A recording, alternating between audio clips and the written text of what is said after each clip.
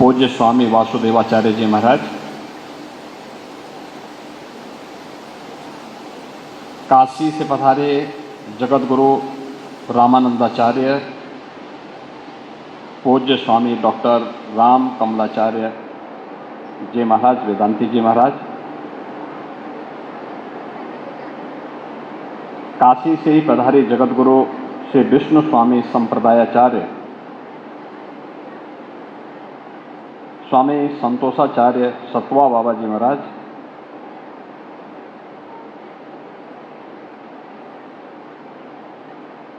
बाबा मस्तनाथ मठ रोहतक के श्री महंत, पूर्व सांसद और वर्तमान में राजस्थान विधानसभा के माननीय विधायक श्री महंत बालकनाथ जी महाराज, वशिष्ठ आश्रम अयोध्या धाम से पधारे पूज्य महंत डॉक्टर रामविलास वेदांती जी महाराज, पूर्व सांसद, जूनागढ़ गुजरात से पधारे पूज्य महंत श्री शेरनाथ जी महाराज, अखिल भारतीय भारतवर्षीय अवधूत वेग पंथ योगी महासभा के हमारे महामंत्री और हरिद्वार से पधारे श्री महंत चेताईनाथ जी महाराज, बोध से पधारे गुजरात से पधारे श्री महंत योगी देवनाथ जी महाराज, श्री दिगंबर अखाड़ा अयोध्या की परंपरा की उपस्थिति और वहां के श्री महंत श्री राम लखन दास जी महाराज, इस मंच पर उपस्थित महाराणा प्रताप शिक्षा परिषद के उपाध्यक्ष, वरिष्ठ उपाध्यक्ष श्री राजेश मोहन सरकार जी, उत्तर प्रदेश सरकार के पूर्व मंत्री और विधान परिषद के सदस्य डॉक्टर महेंद्र सिंह जी, भारतीय जनता पार्टी के प्रदेश के उपाध्यक्ष और विधान परिषद सदस्य डॉक्टर धर्मेंद्र सिंह जी, गोरखपुर के महापौर डॉक्टर मंगलेश श्रीवास्तव जी, सैजनवासी विधायक श्री प्रदीप शुक्ला जी, मदन मोहन मालवीय प्रौद्योगिकी विश्वविद्यालय के कुलपति प्रोफेसर जेपी सैनी जी, महायोगी गोरखनाथ विश्वविद्यालय के कुलपति डॉक्टर सुरेंद्र सिंह जी, आज के इस कार्यक्रम में उपस्थित सभी पूज्य संतजन, सभी विशिष्ट अतिथिजन, महाराणा प्रताप शिक्षा परिषद और संबद्ध संस्थाओं के सभी प्रधानाचार्य, प्रभारी और अन्य आचार्यगण, उपस्थित सभी महानुभाव और प्यारे बच्चों,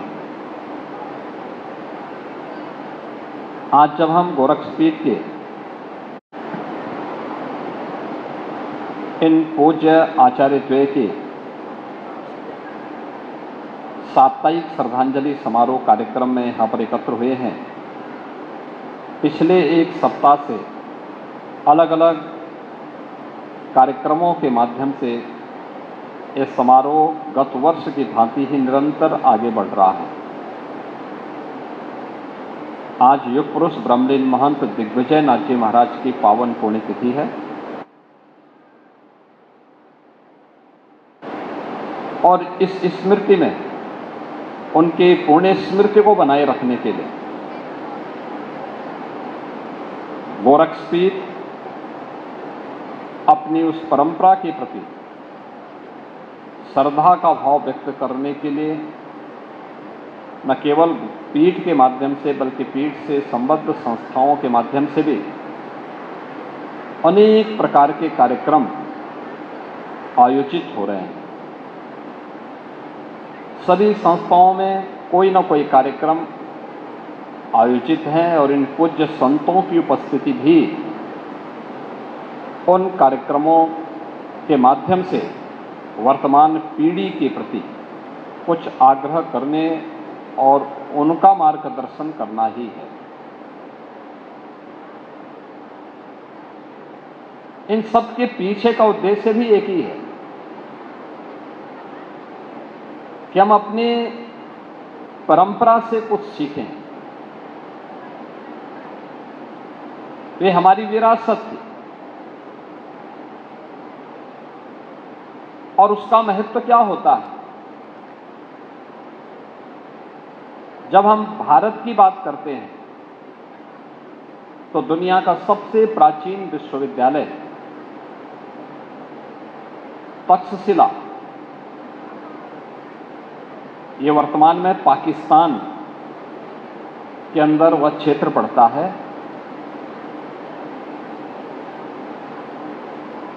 मर्यादा पुरुषोत्तम भगवान श्री राम के अनुज भरत के पुत्र के नाम पर, उनके पुत्र तक्ष के नाम पर तक्षशिला पड़ा और तक्षशिला में दुनिया का सबसे पहला मान्य विश्वविद्यालय था। ये वही विश्वविद्यालय है जिसने पाणिनि के व्याकरण को इसी विश्वविद्यालय से वो आगे बढ़ा।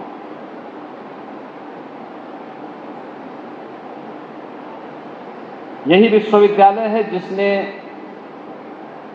राजनीतिक शास्त्र हो या फिर कृषि के क्षेत्र में क्या कुछ नवाचार और शोध होने हैं, इन सब का दुनिया का प्राचीनतम विश्वविद्यालय तक्षशिला उसका एक केंद्र हुआ करता था। कहते हैं वहां पर उसी विश्वविद्यालय के एक स्नातक के रूप में विश्व प्रसिद्ध आयुर्वेद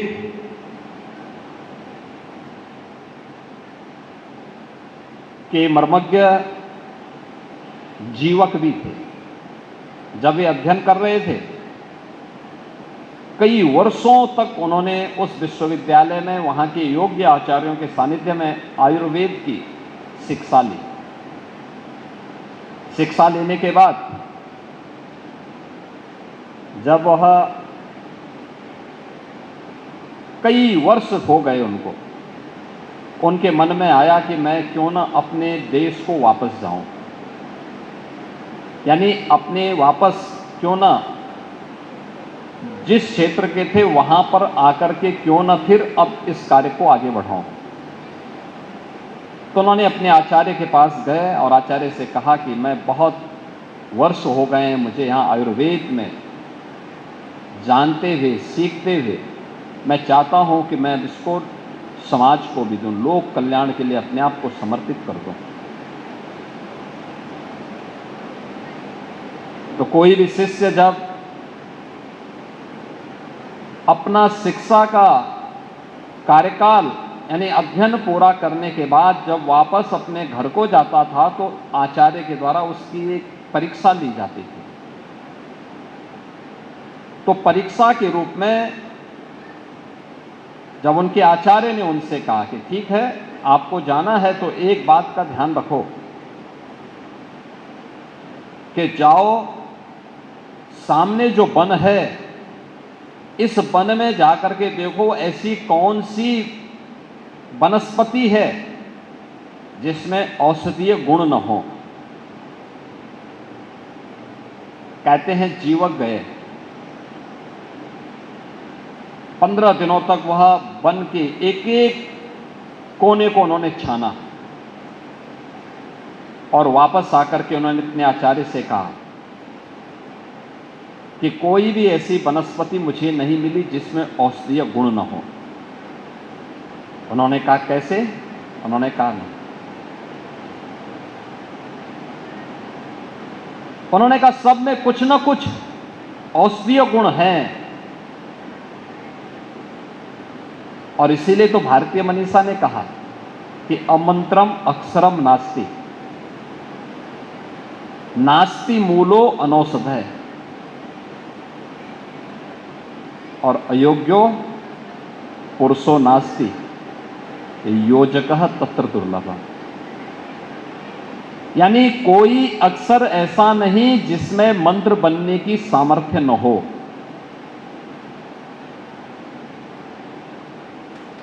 कोई वनस्पति ऐसी नहीं जिसमें औषधीय गुण न हो। अगर अक्षर मंत्र नहीं बन पा रहा है, अगर वनस्पति में औषधीय गुण नहीं ढूंढ पा रहे हैं, और अयोग्यो पुरुषो नास्ति, कोई पुरुष, कोई व्यक्ति, मनुष्य ईश्वर की सर्वश्रेष्ठ कीर्ति है, कोई भी अयोग्य नहीं है।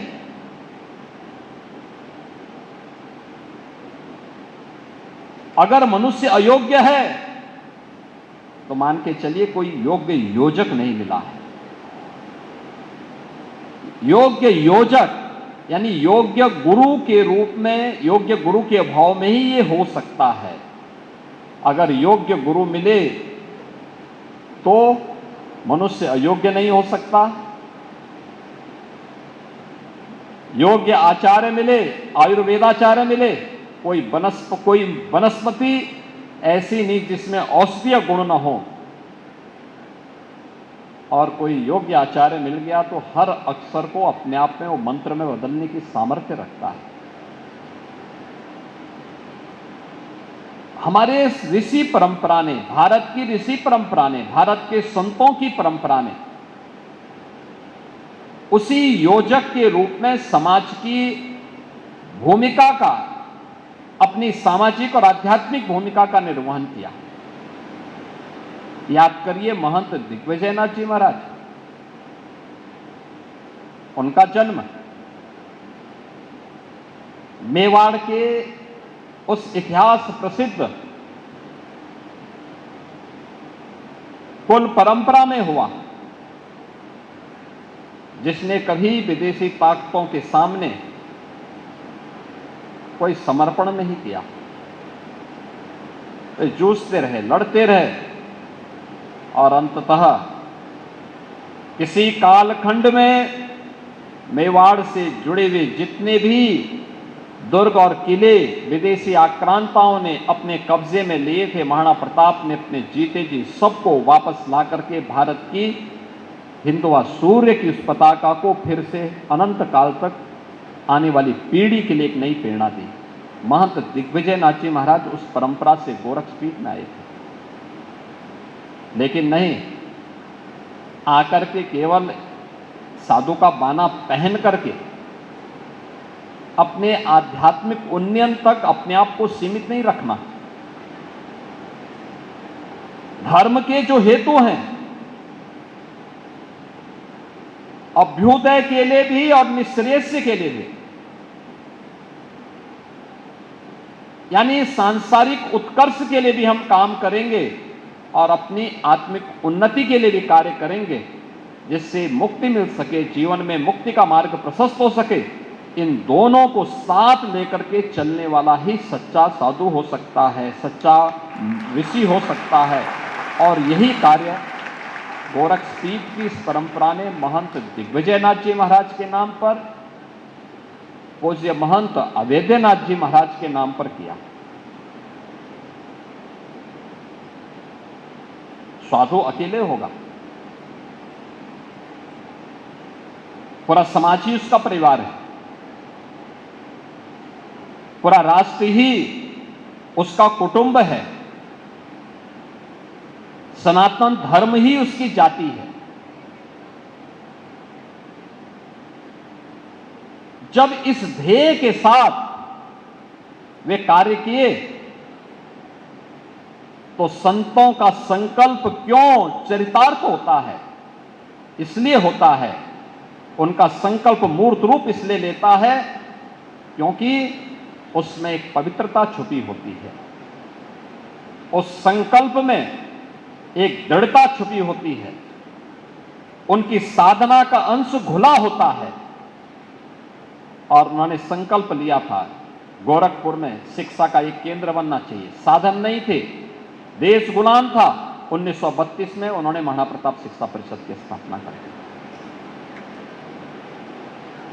गोरखपीठ के पास साधन नहीं थे, लेकिन गोरखनाथ मंदिर को सनातन धर्म के एक वैभवशाली मंदिर के रूप में स्थापित करना है। और मुगल कालखंड के दौरान विदेशी आक्रांताओं ने अगर हमसे कुछ छीना है तो उसको वापस लेकर के हम उसकी पुनर्प्रतिष्ठा का कार्य करेंगे। उन्होंने गोरखनाथ मंदिर और उससे जुड़ी हुई पूरी संपत्ति को गुलाम भारत में ही वापस लेकर के गोरखनाथ मंदिर को भी भव्य स्वरूप प्रदान कर दिया। उन्होंने संकल्प लिया था कि हमें गोरखपुर में विश्वविद्यालय की स्थापना करनी है। तो गोरखपुर में उस समय गोरखपुर में विश्वविद्यालय बनाने की जब बात आई तो मांग करने वाले बहुत होते हैं, लेकिन जब देने की बात आई तो उस समय बहुत सारे लोग पीछे हट गए। सेंट एंड्रूज कॉलेज भी यहां गोरखपुर में था, महाराणा प्रताप कॉलेज और सेंट एंड्रूज कॉलेज थे। आजादी के पहले दोनों साथ साथ थे कि हां मिलकर के विश्वविद्यालय बन जाएगा, हम राज्य सरकार को दे देंगे प्रॉपर्टी। लेकिन जब स्वतंत्र भारत में 1950 में संविधान अंगीकार किया गया तो सेंट एंड्रूज कॉलेज को अल्पसंख्यक संस्थाओं को विशेष अधिकार प्राप्त हो गए, तो उन्होंने मना कर दिया कि हम नहीं देंगे। फिर गोरखपीठ को कुछ समय लगा एक और कॉलेज बनाने में। जब 2 कॉलेज बने और राज्य सरकार की मांग के अनुरूप प्रॉपर्टी जुटा दी गई, तब राज्य सरकार को दिया गया। फिर गोरखपुर विश्वविद्यालय की स्थापना होती है, गोरखपुर विश्वविद्यालय वहां से बनता है। बालिकाओं की शिक्षा का केंद्र बनना चाहिए गोरखपुर। उन्होंने महाराणा प्रताप महाविद्यालय, महाराणा प्रताप बालिका विद्यालय, ये सभी स्थापित करने के साथ उन कार्यक्रमों को आगे बढ़ाते रहे। और उनका संकल्प था कि अयोध्या में गुलामी के प्रतीक उस ढांचे को हटा करके राम जन्मभूमि पर भगवान राम का भव्य मंदिर बनना चाहिए। उन आचार्य द्वय का वह सपना साकार होता है जब प्रधानमंत्री मोदी जी के कर कमलों से अयोध्या में रामलला की मूर्ति का भव्य प्राण प्रतिष्ठा का कार्यक्रम संपन्न होता है। कौन ऐसा भारतीय होगा, कौन ऐसा भारतीय होगा जो आज अयोध्या में राम जन्मभूमि पर भगवान श्री राम के भव्य मंदिर निर्माण के इस कार्य के साथ अभिभूत न होता हो। अगर वह अभिभूत नहीं होता है और अगर उसे गौरव की अनुभूति नहीं होती है तो हमें उसके भारतीय होने में संदेह होता है। क्योंकि ये सनातन गौरव का प्रतीक है, भारतीय गौरव का प्रतीक है कि हमने आक्रांताओं की निशानी को मिटाया है और भारतीयता के गौरव को फिर से राम जन्मभूमि पर भगवान राम के भव्य मंदिर के निर्माण की पुनर्स्थापना का कार्य स्वतंत्र भारत में हो पाया है। और यह कार्य प्रधानमंत्री मोदी जी के कर कमलों से आज अयोध्या में हम सब देख रहे हैं। ये संतों का ये संकल्प है, पूज्य संतों के इस संकल्प का जो संकल्प उन्होंने लिया, जिसके लिए संघर्ष किया, उन सभी पूज्य संतों के संकल्पों का ही परिणति है कि वे संकल्प एक एक करके पूरे हो रहे हैं। और इसीलिए आप देख रहे होंगे यहां इतनी बड़ी संख्या में पूज्य संत हैं। कोई मैं और मेरा की बात नहीं कर रहा,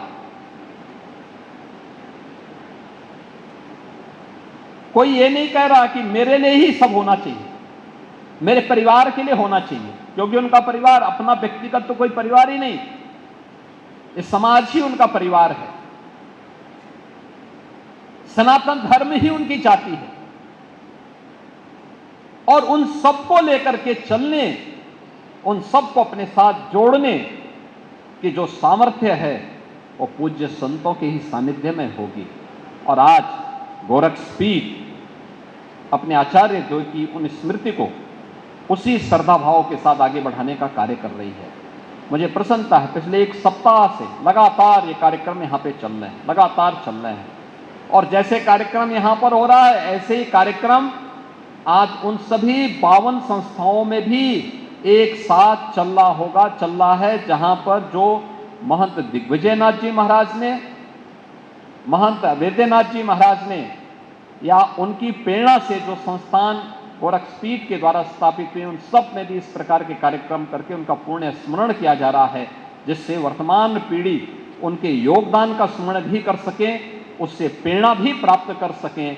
और जो हम प्रधानमंत्री मोदी जी ने देशवासियों को एक संकल्प दिया है विकसित भारत का,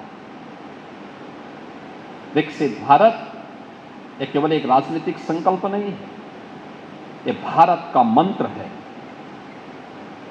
भारत को उस भारत के रूप में जो विश्व गुरु के रूप में स्थापित था,